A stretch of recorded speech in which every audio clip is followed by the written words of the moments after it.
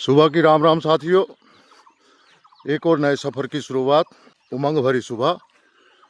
और चलते हैं अपने गंतव्य स्थान की ओर। और ये जो जिस रास्ते से मैं जा रहा हूँ, ये मतलब सबसे प्राचीन रास्ता यही है। एक्चुअली ये पगडंडी है।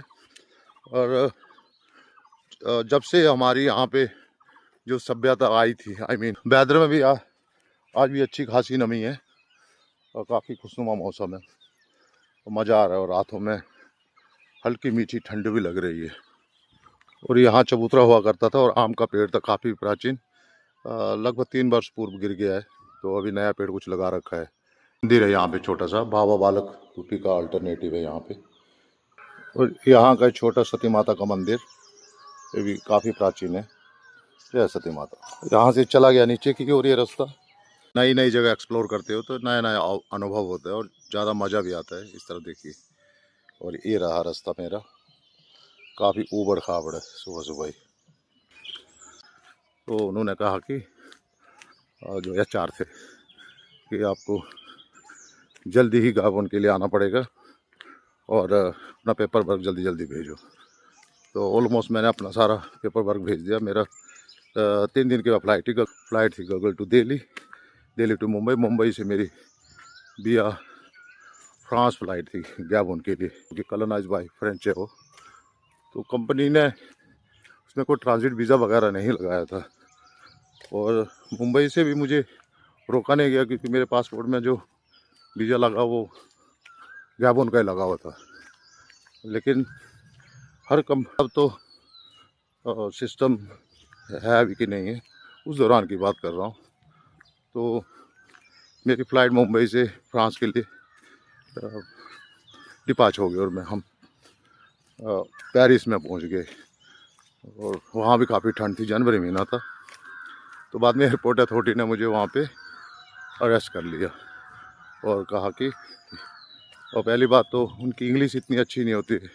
और मैं जानबूझ के मकसरा बना हुआ था, क्योंकि मैंने चाहता था कि मैं ज़्यादा उनके साथ कम्युनिकेट करूं। तो मैंने वास्तव में फ्रेंच समझता हूं मैं, इतनी ज़्यादा भी नहीं, लेकिन काम चलाने के लिए। तो मैंने कहा कि वो पूछ रहे थे मुझे स्पीक ए फ्रेंच, तो मैं इंग्लिश में बोलता नो नो नो नो। तो उनको मैं बनाते रहा। तो बाद में थोड़ी देर के बाद उनका एक जो एयरपोर्ट अथॉरिटी का अब ऑफिसर आया, काफ़ी बड़ी तोंद हो रहा के। उसने मेरा पासपोर्ट लिया, पूछा मुझे, पहले पासपोर्ट देखा तो उसने देखा तो हमारी कंपनी का लोगो लगा हुआ था बाहर, स्टिकर। तो उसने वो देखा, अंदर देखा और उसने फ्रेंच में बोला कि पीटर वाली सड़ेक्सो, मतलब सड़ेक्सो में काम करता है। तो मुझे तो समझ आ गया कि सड़ेक्सो जो फ्रेंच कंपनी है। तो मैंने बोला काम हो गया है।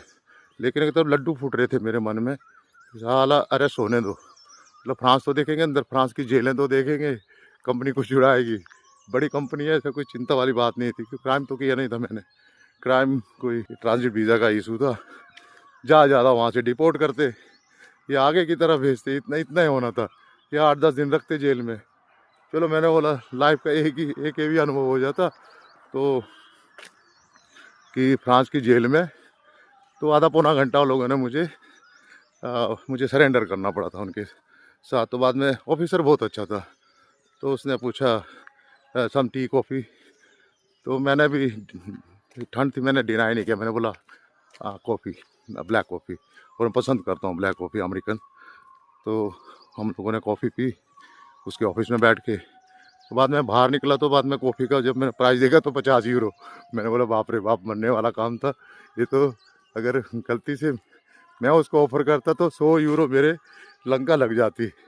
इस पार्ट ऑफ द लाइफ, अनुभव, मज़ा आता है इस तरह के अनुभवों का, जब यू ट्रैवलिंग द वर्ल्ड। पहुँच गया हूँ जयसिंहपुर, और ये दिल्ली बैजनाथ, जयसिंहपुर से बैजनाथ के लिए भी सरीमा लोग जाते हुए। Have a good day, take care, bye bye.